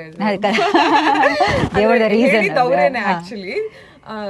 V feel like you can do more, ಅಂದ್ರೆ 9 to 5 ಜಾಬಿಗಿಂತ ಐ ಗೆಸ್ ಸ್ವಲ್ಪ ಏನೋ ಟ್ಯಾಲೆಂಟ್ ಇದೆ ಅಂತ ಅನ್ಸುತ್ತೆ, ನೋಡು, ಟ್ರೈ ಮಾಡು ಅಂತ ಹೇಳಿದ್ದು. ಅಂಡ್ ನನ್ನ ಮಾತೃಭಾಷೆ ಕನ್ನಡಾಗ ಮುಂಬೈಯಲ್ಲಿ ಕೆಲಸ ಮಾಡ್ತಾ ಇದ್ದೆ, IT ಅಲ್ಲಿ ಕೆಲಸ ಮಾಡ್ತಾ ಇದ್ದೆ. ಅಂಡ್ ಅವ್ರು ಹಂಗೆಲ್ಲ ಹೇಳ್ತಾ ಇದ್ದಾಗ ಐ ಥಾಟ್, ಅಂದ್ರೆ ನಾಳೆ ಹೋಗಿ ರಿಗ್ರೆಟ್ ಮಾಡೋದಕ್ಕಿಂತ ಇವತ್ತೇ ಒಂದು ಟ್ರೈ ಮಾಡ್ಬಿಡೋಣ, ಒಂದ್ ವೇಳೆ ವರ್ಕೌಟ್ ಆಗಿಲ್ಲ ಅಂತಂದ್ರೆ ಮತ್ತೆ ಜಾಬಿಗೆ ಸೇರೋಣ ಅಂತ. ಅಂಡ್ ಅಪ್ಪಾಜಿ ಎಲ್ಲ ತುಂಬಾ ಟೆನ್ಷನ್ ಆಗ್ಬಿಟ್ರು ಒಂದೇ ಸತಿ. ಏನು ಆರಾಮಾಗಿ ಇಷ್ಟು ದಿನ ನಾನು ಓದ್ತೀನಿ, ನಾನು ಜಾಬಿಗೆ ಹೋಗ್ತೀನಿ, ನಂಗೆ ಅದ್ ಬೇಕು ಇದ್ ಬೇಕು ಹಂಗಂತ ಇದ್ದವ್ರು ಸಡನ್ ಆಗಿ ಲೈಕ್ ಎಂಟರ್ಟೈನ್ಮೆಂಟ್ ಫೀಲ್ಡಿಗೆ ಹೋಗ್ತೀನಿ ಅಂತ ಹೇಳ್ತಾ ಇದಾರೆ ಅಂತ. ಅಂದ್ರೆ ಅವ್ರಿಗೆ ಕನ್ಸರ್ನ್ ಇದ್ದಿದ್ದು, ಲೈಕ್ ಒಂದು ಸ್ಟೇಬಲ್ ಜಾಬ್ ಇದೆ, ಸ್ಟೇಬಲ್ ಸ್ಯಾಲ್ರಿ ಇದೆ, ಏನಕ್ಕೆ ಸುಮ್ನೆ ಇದನ್ನೆಲ್ಲ ಬಿಟ್ಕೊಂಡು ಏನೂ ಗೊತ್ತಿಲ್ಲದೆ ಇರೋ ನಾಡಿಗೆ ಹೋಗಿ ಅಂದ್ರೆ ಕಷ್ಟಪಡ್ತೀನಿ ಅಂತ ಹೇಳ್ತಿದ್ದಾಳೆ ಅಂತ. ಆಸ್ ಪೇರೆಂಟ್ಸ್ ಅವ್ರ ಕನ್ಸರ್ನ್ ತೋರಿಸಿದಷ್ಟೇನೆ, ಯಾವತ್ತೂ ಇಲ್ಲ ಅಂತ ಹೇಳಿಲ್ಲ. ಬಟ್ ಅವ್ರಿಗೆ ಗೊತ್ತಿಲ್ಲದೇನೆ ನಾನು ಜಾಬ್ ರಿಸೈನ್ ಮಾಡ್ಬಿಟ್ಟೆ ಒಂದೇ ಸತಿಗೆ. ಒಂದ್ ವಾರ ಆದ್ಮೇಲೆ ನಂತರ ಹೇಳ್ದೆ, ಇಲ್ಲ ನಾನು ಜಾಬ್ ರಿಸೈನ್ ಮಾಡಿದೀನಿ ಅಂತ. ಲೈಕ್ ಏನ್ ಮಾಡ್ಬೇಕು ಅಂತಿದ್ಯಾ ಅಂತ. ನಾನು ಬೆಂಗಳೂರಿಗೆ ಹೋಗ್ಬೇಕು ಅಂತ ಯೋಚನೆ ಮಾಡ್ತಾ ಇದ್ದೀನಿ. ಬಿಕಾಸ್ ನಂದು I was very comfortable with Kannada ಭಾಷೆ, ಕನ್ನಡ ಮಾತಾಡೋದು ಅಂತಂದ್ರೆ ನಂಗೆ ಕಂಫರ್ಟಬಲ್ ಆಗಿತ್ತು. ಅಲ್ಲಿ ಮುಂಬೈಯಲ್ಲಿ ಟ್ರೈ ಮಾಡೋದು ಕೂಡ ಇಟ್ ಇಸ್ ಕರ್ನಾಟಕದಲ್ಲಿ ಏನಾಗುತ್ತೆ, ನಮ್ಮವರು ನಮ್ ಭಾಷೆ ಮಾತಾಡೋರು ಅಂತಂದ್ರೆ ಎಲ್ಲೋ ಒಂದ್ ಕಡೆ ನಾವು ಒಂದ್ ಸ್ವಲ್ಪ ಪ್ರೀತಿ ಜಾಸ್ತಿ ಇರುತ್ತೆ ಅಂತ ಅನ್ಕೊಂಡು ನಾನು ಆಕ್ಚುಲಿ ಬೆಂಗಳೂರಿಗೆ ಶಿಫ್ಟ್ ಆದೆ. ಇಲ್ಲ ನಾನು ಕನ್ನಡದಲ್ಲೇ ಟ್ರೈ ಮಾಡ್ತೀನಿ, ಎಲ್ಲೋ ಒಂದ್ ಕಡೆ ನಮ್ ಜನ ನನ್ ಕೈ ಬಿಡಲ್ವೇನೋ, ನಾನು ಟ್ರೈ ಮಾಡಿದ್ರೆ, ನಾನು ಎಫರ್ಟ್ ಹಾಕಿದ್ರೆ, ಹಾರ್ಡ್ ವರ್ಕ್ ಮಾಡಿದ್ರೆ ಅಂತ ಫೀಲಿಂಗ್ ಬಂದು ನಾನು ಆಕ್ಚುಲಿ ಬ್ಯಾಂಗ್ಳೂರಿಗೆ ಶಿಫ್ಟ್ ಆದೆ. ಸೊ ಐ ಗೆಸ್ ಯೋಚನೆ ಬಂದಿದ್ದು ಅಂತಂದ್ರೆ ನನ್ನ ಫ್ರೆಂಡ್ಸ್ ಹಾಕಿದ್ದು ನನ್ನ ತಲೆಯಲ್ಲಿ. ಬಟ್ ನಾನು ಡ್ಯಾನ್ಸ್ ಮಾಡ್ಕೊಂಡು ಆರಾಮಾಗಿದ್ದೆ. ನಂಗೆ ಡ್ಯಾನ್ಸಿಂಗ್ ಅಂತಂದ್ರೆ ತುಂಬಾನೇ ಇಷ್ಟ. ಚಿಕ್ಕ ವಯಸ್ಸಿಂದ ನಾನು ಆಲ್ಮೋಸ್ಟ್ 9-10 years ಭರತನಾಟ್ಯಂ ಕಲ್ತಿದ್ದೀನಿ. Then Terence Lewis dance academy ಮುಂಬೈಯಲ್ಲಿ ಬೇರೆ ಡ್ಯಾನ್ಸ್ ಫಾರ್ಮ್ಸ್ ಎಲ್ಲ ಕಲ್ತಿದ್ದೀನಿ. ಸೊ ಎಸ್, ಅಲ್ಲಿಂದ ಶುರು ಆಗಿದ್ದು. ದೆನ್ ಫ್ರೆಂಡ್ಸ್ ತಲೆಯಲ್ಲಿ ಹಾಕಿದ್ದು. ಅನ್ನಿಸ್ತಾ ನಿಮಗೆ ಇಂಡಸ್ಟ್ರಿನಲ್ಲಿ, ಫಾರ್ ಎಕ್ಸಾಂಪಲ್ ಇವಾಗ ಇಷ್ಟೊಂದು ಟ್ಯಾಲೆಂಟ್ ಇದೆ ನಿಮಗೆ, ಅಂದರೆ ನಿಮಗೆ ಪ್ರಾಪರ್ ಆಪರ್ಚುನಿಟಿ ಸಿಗ್ತಾ ಇದೆ ಅಂತ ಅನ್ನಿಸ್ತಿದೆಯಾ, ಅಥವಾ ಎಲ್ಲೋ ಒಂದು ಕಡೆ ಫ್ಲೋ ಆಗ್ತಿದೆ ಅಂತ ಅನ್ನಿಸ್ತಿದೆಯಾ ನಿಮ್ಮ ವಿಚಾರದಲ್ಲಿ? ಟಿಲ್ ನಾವು ನನ್ನ ಜರ್ನಿ ತುಂಬಾನೇ ಸ್ಮೂತ್ ಆಗಿತ್ತು ಅಂತ ಏನು ಹೇಳಲ್ಲ. Because when I started of, corona start ಆಗ್ಬಿಡ್ತು. ಅಂದರೆ ನಂಗೆ ಪ್ರೇಮಂ ಪೂಜಂ ತುಂಬಾನೇ ಬೇಗ ಸಿಕ್ತು. ಹೌದು, ಅವರಿಗೆ ಐ ಮೀನ್ ಕಥೆ ಕೇಳಿದ್ವಿ, ಕಥೆ ಹೇಳಿದ್ರು ಮುಗ್ದೋಯ್ತು. ಲೈಕ್ ಲಿಟ್ರಲಿ ಆಡಿಷನ್ ಕೂಡ ತಗೊಂಡಿಲ್ಲ ಅವರು. ಅವ್ರಿಗೇನೋ ಕಾಣಿಸ್ತಂತೆ ನನ್ನಲ್ಲಿ, ಇಲ್ಲ ಇವಳೆ ಏಂಜಲ್ ಆಗೋದು ಅಂತ ಅನ್ಕೊಂಡು ಅವ್ರು ನಂಗೆ ರೋಲ್ ಕೊಟ್ಟಿದ್ದು. ಬಟ್ ಅದ್ರ ಶೂಟಿಂಗ್ ಮಾಡ್ತಾ ಇದ್ದಾಗ್ಲೇನೆ ಕೊರೋನಾ ಬಂತು. ನನ್ಗೆ ಆ ಕಡೆ ಜಾಬ್ ಬಿಟ್ಬಿಟ್ಟಿದ್ದೆ. ಅಂಡ್ ದೆನ್ ಇದೇ ಸಿನಿಮಾ ಮಾಡ್ಬೇಕು ಅಂತ ಐ ಮೀನ್ ತುಂಬಾ ಏನು ಆಫರ್ಸ್ ಬಂದಿರ್ಲಿಲ್ಲ, ಒಂದೆರಡು ಬಂದಿತ್ತು. ಅದಕ್ಕೂ ನಾನು ಇಲ್ಲ ನಾನು ಪ್ರೇಮಂ ಪೂಜಂ ಅಂದ್ರೆ ಅದರಿಂದನೇ ಇಂಟ್ರೊಡಕ್ಷನ್ ಆಗ್ಬೇಕು ಅಂತ ಇದಾಗಿರೋದು, ಅಂದ್ರೆ ಅಗ್ರಿಮೆಂಟ್ ಆಗಿರೋದು. ಸೊ ಈಗ ಸದ್ಯಕ್ಕೆ ತಗೊಳ್ಳಲ್ಲ ಅಂತ ಬಿಟ್ಬಿಟ್ಟೆ. ಅಂಡ್ ಆ ಕಡೆ ಜಾಬ್ನು ಇಲ್ಲ, ಆ ಕಡೆ ಮೂವೀಸ್ಗಳು ಇಲ್ಲ, ಆ ಥರ ಆಗ್ಬಿಟ್ಟಿತ್ತು. ಆಲ್ಮೋಸ್ಟ್ 1.5 years ಸಡನ್ ಆಗಿ ನಾನು, ಬಿಕಾಸ್ ಚಿಕ್ಕ ವಯಸ್ಸಿಂದ ನಾನು ಹೊರಗಡೆ ಇದ್ದು ಓದ್ದವಳು, ಎಲ್ಲ ಇಂಡಿಪೆಂಡೆಂಟ್ ಆಗಿ ಮಾಡಿದವಳು. ಸಡನ್ ಆಗಿ ಮನೇಲಿ ಕೂತಿದ್ದೆ ನಾನು. ಇನ್ಫ್ಯಾಕ್ಟ್ ನಾನು ಅಷ್ಟು ಟೈಮು ನನ್ ತುಂಬಾ ಚಿಕ್ಕ ವಯಸ್ಸಲ್ಲಿ ಇದ್ದಿದ್ ಬಿಟ್ರೆ, ನಂಗೆ ಬುದ್ಧಿ ಬಂದ್ಮೇಲೆ ನಾನು ಯಾವತ್ತೂ ಮನೇಲಿ ಮಂತ್ಸ್ ಟುಗೆದರ್ ಇದ್ದಿದ್ದೆಲ್ಲ ನಂಗೆ ನೆನಪೇ ಇರ್ಲಿಲ್ಲ. ಸೊ ಕೊರೋನಾ ಟೈಮಲ್ಲಿ ಫಸ್ಟ್ ಆಕ್ಚುಲಿ ನಾನು ಮನೇಲಿ ಇದ್ದಿದ್ದು. So it was a difficult journey. But ಈಗ ಸದ್ಯಕ್ಕೆ ನನಗೆ ಕನ್ನಡ ಇಂಡಸ್ಟ್ರಿಯಿಂದ ನಾನು ಊಟ ಮಾಡ್ತಾ ಇದ್ದೀನಿ. I have to tell, I guess Kousalya Supraja Rama ಎಲ್ಲೋ ಒಂದ್ ಕಡೆ ನನಗೆ ಅಂದ್ರೆ ಜನರ ತನಕ ಮುಟ್ಟೋದಕ್ಕೆ ಹೆಲ್ಪ್ ಮಾಡ್ತು ಅಂತ ಹೇಳಕ್ ಇಷ್ಟಪಡ್ತೀನಿ. I have to thank Shashank sir. Even Shashank sir ಕೂಡ ಅವರು ಆಡಿಷನ್ ತಗೊಂಡಿಲ್ಲ ನನಗೆ. ಪಾಪ ಅಂತ ದೊಡ್ಡ ಡೈರೆಕ್ಟರ್ ಆದ್ರು. ನೀವನ್ ಸತ್ಯ ಸರ್, ಲೈಕ್ ಇಂತಿಂತ ದೊಡ್ಡ ಡೈರೆಕ್ಟರ್ಸ್ ಕೂಡ ಬರೇ ಒಂದು ಐ ಮೀನ್ ನಾವು ಒಂದೆರಡು ಮೂವೀಸ್ ಮಾಡ್ಕೊಂಡು ಬಂದಿರ್ತೀವಿ, ಅವ್ರಿಗೇನು ಫುಲ್ ಸ್ಟೋರಿ ಹೇಳಬೇಕು ಅಂತಿಲ್ಲ, ಬಟ್ ಸ್ಟಿಲ್ ಪಾಪ ಪೂರ್ತಿ ಸ್ಕ್ರೀನ್ ಪ್ಲೇ ವರ್ಷನ್ ಹೇಳ್ತಾರೆ ನಮಗೆ. ಕತೆ ಹೇಳ್ಬಿಟ್ಟು ದೇ ಜಸ್ಟ್ ಐ ಗೆಸ್ ಅವ್ರಿಗೆ ಐ ಗೆಸ್ ಅದು ಡೈರೆಕ್ಟರ್ದು ಕ್ವಾಲಿಟಿ ಅಂತ ಅನ್ಸುತ್ತೆ. ಕತೆ ಹೇಳುವಾಗ ಅವರು ಆರ್ಟಿಸ್ಟ್ಗಳು ಐ ಗೆಸ್ ಹೆಂಗ್ ರಿಯಾಕ್ಟ್ ಮಾಡ್ತಾರೆ, ಹೆಂಗ್ ಕನೆಕ್ಟ್ ಆಗ್ತಾರೆ ಅಂತ ನೋಡ್ಬೋದು. ಬಿಕಾಸ್ ಶಶಾಂಕ್ ಸರ್ ಹಾಗೆ ಹೇಳ್ತಾ ಇದ್ರು ನನ್ನ ಹತ್ರ, ಇವಳು ಎಷ್ಟು ಕನೆಕ್ಟ್ ಆಗ್ತಾಳೆ ಅಂತ ನೋಡ್ಕೊಂಡು ತಗೊಂಡಿದ್ದು ಅಂತ. ಸೊ ಅಂಡ್ ಇಲ್ಲಿ ತನಕ it has been good. As I said already ಈಗ 5 ಪ್ರಾಜೆಕ್ಟ್ಸ್ ರೆಡಿ ಇದೆ ರಿಲೀಸಿಗೆ. ಎಲ್ಲೋ ಒಂದ್ ಕಡೆ ಏರಿಳಿತ ಇತ್ತು, but everything ends well I guess. Super. ಈಗ ನೀವು ಹೇಳಿದ್ರಿ ಏರಿಳಿತ ಇತ್ತು, ಇವಾಗೆಲ್ಲ ಲೈನ್ ಅಪ್ ಆಗಿದೆ ಪ್ರಾಜೆಕ್ಟ್ಸು ಅಂತ. ಬಟ್ ಆ್ಯಕ್ಚುಲಿ ಇಂಡಸ್ಟ್ರಿನಲ್ಲಿ ನೋಡೋದಾದರೆ ಅಂದರೆ ಒಂದಷ್ಟು ಇವಾಗ ನಿಮ್ಮ ಪೋರ್ಷನ್ಸ್ಗಳು ಅಂದರೆ ನಿಮ್ಮ ಪೋರ್ಷನ್ ಅಂತ ಬಂದಾಗ ಹೀರೋಯಿನ್ ಪೋರ್ಷನ್ ತುಂಬ ಕಡಿಮೆ ಇಟ್ಟಿರ್ತಾರೆ ಯಾವುದೇ ಸಿನಿಮಾದಲ್ಲಿ. ನಾವು ನೋಡೋದಾದ್ರೆ ವುಮೆನ್ ಸೆಂಟ್ರಿಕ್ ರೋಲ್ಸ್ಗಳು ತುಂಬ ಕಡಿಮೆ ಇರುತ್ತೆ. ಸೊ ನಿಮಗೆ ಮುಂದಿನ ದಿನಗಳಲ್ಲಿ ವುಮೆನ್ ಸೆಂಟ್ರಿಕ್ ರೋಲ್ಸ್ಗಳು ಮಾಡೋದಕ್ಕೆ ಇಷ್ಟನಾ? ಯಾವ ರೀತಿ ಪಾತ್ರಗಳು ಮಾಡಬೇಕು ಅಂತ ಅನಿಸ್ತಿದೆ? ನಮ್ಮ ಇಂಡಸ್ಟ್ರಿಯಲ್ಲಿ ಎಲ್ಲಾ ರೀತಿ ರೋಲ್ಸ್ಗಳಿದೆ. ಇಟ್ ಡಿಪೆಂಡ್ಸ್ ಆನ್ ಯು ಅಷ್ಟೇನೆ. ಆಸ್ ಅನ್ ಆರ್ಟಿಸ್ಟ್ ನಿಮ್ಗೆ ಯಾವ ತರ ಪ್ರಾಜೆಕ್ಟ್ಸ್ ಚೂಸ್ ಮಾಡ್ಕೋಬೇಕು ಅಂತ. ಬರೇ ಅದೇ ರೀತಿ ಸಿನಿಮಾಗಳಾಗ್ತದೆ. XNY ಅಂತ ಸಿನಿಮಾಗಳು ಬರ್ತಾ ಇದೆ, ಬ್ಯಾಂಕ್ ಆಫ್ ಭಾಗ್ಯಲಕ್ಷ್ಮಿ ಅಂತ ಸಿನಿಮಾಗಳು ಬರ್ತಾ ಇದೆ, ಇನ್ನೊಂದು ಅಜಯ್ ರಾವ್ ಸರ್ ಜೊತೆಗೆ ಬರ್ತಾ ಇದೆ, ಅದು ಕೂಡ ಲೈಕ್ ಫುಲ್ ರೋಲ್ ಇದೆ.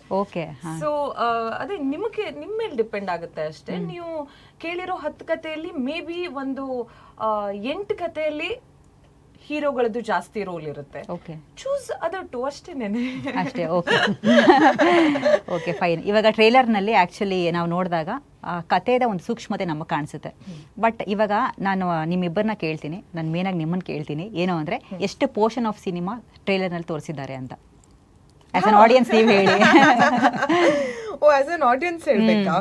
ಎಷ್ಟು ಪರ್ಸೆಂಟೇಜ್ ಆಫ್ ಸಿನಿಮಾ ತೋರಿಸಿದ್ದಾರೆ ಅಂತ? I guess it is 25%, 75% more entertainment ಇದೆ. ಸೊ ಅದನ್ನ ನೀವು ಥಿಯೇಟರ್ ಬಂದು ನೋಡ್ಬೇಕು. ಸರ್ ಆ್ಯಕ್ಚುಲಿ ಏನಂದರೆ ತುಂಬ ಫನ್ ರೀತಿನಲ್ಲೇ ನೀವೊಂದು ಅಂದರೆ ನಾನು ಹೇಳ್ದಂಗೆ ಸೂಕ್ಷ್ಮತೆ ಆಗಿರೋಂಥ ಸೂಕ್ಷ್ಮ ವಿಚಾರಗಳನ್ನ ಹೇಳ್ತೀರಾ. ಯಾಕೆ ಫನ್ ಜಾನ್ರಾನೇ ಯಾಕೆ ಚೂಸ್ ಮಾಡ್ಕೋತೀರಾ ಅಂತ? ಅದೇ ಹೇಳದ್ನಲ್ಲ, ನನ್ನ ಇನ್ಫ್ಲೂಯೆನ್ಸೇ ಚಾರ್ಲಿ ಚಾಪ್ಲಿನ್ ಅದಕ್ಕೆನಾ? ಆಮೇಲೆ ಈಗ ನಮಗೆ ಚಿಕ್ಕ ವಯಸ್ಸಿಂದನೂ ಬೆಳೆದಿರೋ ವಾತಾವರಣನೂ ತುಂಬಾ ಇಂಪಾರ್ಟೆಂಟ್ ಆಗ್ಬಿಡುತ್ತೆ. ಏನಂದ್ರೆ ಈಗ ನಾವು ಯಾವಾಗ್ಲೂ ಇದೇ ತರ ಅಂದ್ರೆ ತಮಾಷೆ ಮಾಡ್ಕೊಂಡು ಜೋಕ್ಸ್ ಮಾಡ್ಕೊಂಡು ಚಿಕ್ಕ ವಯಸ್ಸಿಂದನೂ ನಮ್ಮೊಳಗಡೆ ಒಂದು ಸೆನ್ಸ್ ಆಫ್ ಹ್ಯೂಮರ್ ಇರುತ್ತೆ. ಅಂದ್ರೆ ನಾವು ಮಾತಾಡ್ಬೇಕಾದ್ರೇನೆ ಯಾರೋ ನಗ್ತಾ ಇರ್ತಾರೆ, ಅಥವಾ ಯಾವುದೋ ಒಂದು ನಮ್ಮ ಫ್ಯಾಮಿಲಿ ಫಂಕ್ಷನ್ ಆದ್ರೆ ಅವನೊಂದು ಕರಿ ಒಂದ್ ಸ್ವಲ್ಪ ಹೊತ್ತು ನಗಿಸ್ತಾನೆ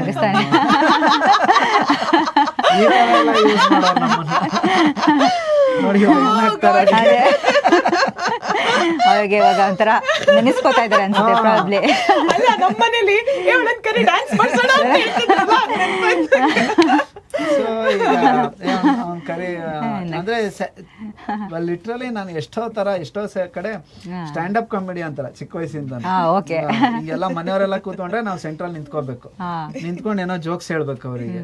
ಸೊ ಆ ಬೆಳೆದಿರೋ ವಾತಾವರಣನೇ ಆ ತರ ಇರೋದ್ರಿಂದ ನಾನು ಏನೇ ಸೀರಿಯಸ್ ವಿಷಯ ಹೇಳಕ್ಕೆ ಟ್ರೈ ಮಾಡಿದ್ರು ಅದ್ ಕೆಳಗಡೆ ಒಂದು ಚಿಕ್ಕ ಹ್ಯೂಮರ್ ಇದ್ದೇ ಇದೆ. ಮೋಸ್ಟ್ಲಿ ಅದಕ್ಕೆ ನನಗೆ ಬೀಚಿ ಇಷ್ಟ ಆಗೋದು, ಅದಕ್ಕೆ ಮೋಸ್ಟ್ಲಿ ಚಾರ್ಲಿ ಚಾಪ್ಲಿನ್ ಇಷ್ಟ ಆಗೋದು. ಸೊ ಆ ಥರ. ಬಟ್ ಜನರ ಅಭಿಪ್ರಾಯ ಏನು ಅಂದರೆ, ನಾವು ಕೇಳ್ಪಟ್ಟಂಗೆ ಎಲ್ಲೋ ಒಂದು ಕಡೆ ರಾಮರೇ ಮಾಡ್ತೀರಾ, ಒಂದಲ್ಲ ಎರಡೆಲ್ಲ ಮಾಡ್ತೀರಾ, ಮ್ಯಾನ್ ಆಫ್ ದಿ ಮ್ಯಾಚ್ ಮಾಡ್ತೀರಾ, ಅಂದರೆ ಒಳ್ಳೊಳ್ಳೆ ಸಬ್ಜೆಕ್ಟ್ಸ್ಗಳನ್ನ ಕೊಡ್ತಾ ಬಂದಿದ್ದೀರಾ ನಮಗೆ. ಇನ್ನೂ ನೀವು ಆ್ಯಕ್ಚುಲಿ ಎತ್ತರಕ್ಕೆ ಬೆಳಿಬೋದಾಗಿತ್ತು ಅಂತ ಸಾಕಷ್ಟು ಜನರ ಅಭಿಪ್ರಾಯ ಇದೆ. ಯಾಕೆ ಇನ್ನೂ ಅಂದರೆ ಒಂದಷ್ಟು ಸಿನಿಮಾಗಳು ಇನ್ನೂ ಹಾಗೆ ಉಳಿದಿದೆ, ರೀಚ್ ಆಗಿಲ್ಲ ಅನ್ನೋವಂಥದ್ದು ಏನು ಹೇಳ್ತೀರಾ ಇದಕ್ಕೆ? ನನಗೆ ನಗುವಂತ ಎತ್ತರಕ್ಕೆ ಬೆಳೆದಿಲ್ಲ ಅಂದರೆ ನಮ್ದು ಹೆರಿಡಿಟಿ, ನಮ್ಮ ತಂದೆನೂ ನಾನು ಹೈಟ್ ಬಗ್ಗೆ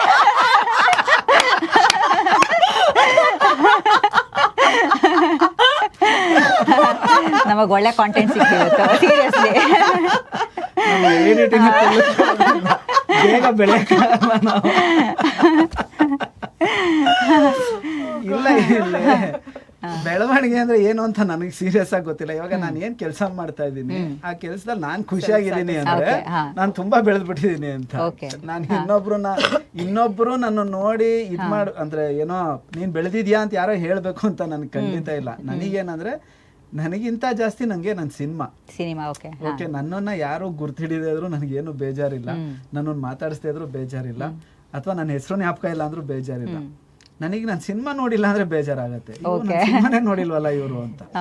ಸೊ ಆ ವಿಷಯದಲ್ಲಿ ಬರೀ ಹೊಸಬ್ರುಗಳನ್ನ ಇಟ್ಕೊಂಡು ರಾಮರೇ ಒಂದು ಮಟ್ಟಕ್ಕೆ ಚೆನ್ನಾಗಿ ರೀಚ್ ಆಯ್ತು ಅಂದ್ರೆ ಅದು ತುಂಬಾ ಖುಷಿ ಇದೆ.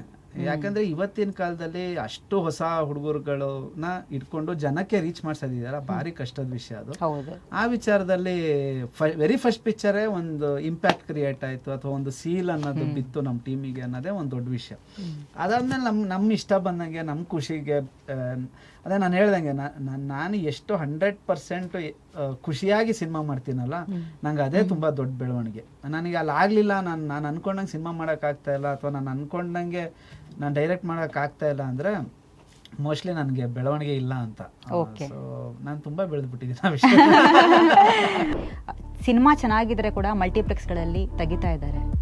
ಇತ್ತೀಚೆಗಷ್ಟೇ ಮಾದೇವ ಸಿನಿಮಾದು ಹಾಗೆ ಆಯಿತು. ಸೊ ಏನು ಹೇಳ್ತಾರೆ ಅದ್ರ ಬಗ್ಗೆ, ಯಾಕೆ ಅಂತ ರೀಸನ್ ಏನಿರ್ಬೋದು?